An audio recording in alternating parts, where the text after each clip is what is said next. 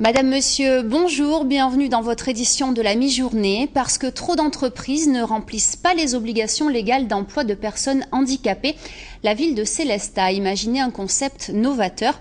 Elle a invité une cinquantaine d'acteurs économiques et sociaux à participer hier à un rallye des employeurs.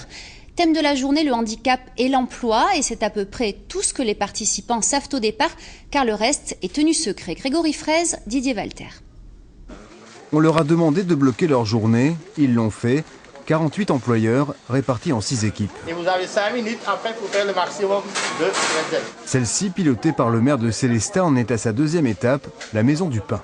Là, on a visité l'état civil, et puis là, on nous a fait découvrir la fabrication des bretzels. Vous ne savez pas vraiment pourquoi encore? Non. École Sainte-Foy, Maison du Pain, mairie, hypermarché, centre d'aide par le travail.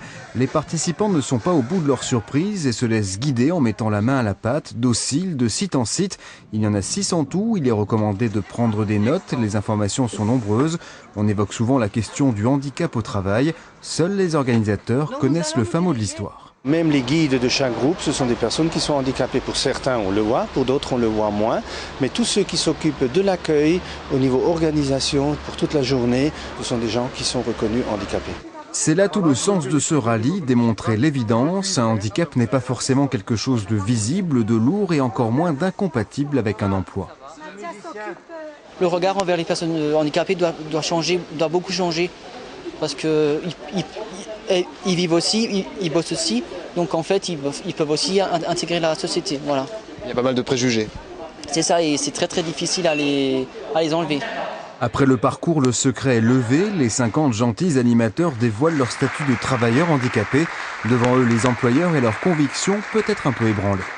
À titre personnel, je n'avais pas de réel frein. Par contre, c'est vrai que cette journée me fait dire que j'imagine beaucoup plus comment on peut mettre en situation professionnelle des personnes handicapées. Donc c'est beaucoup plus un apport de concret.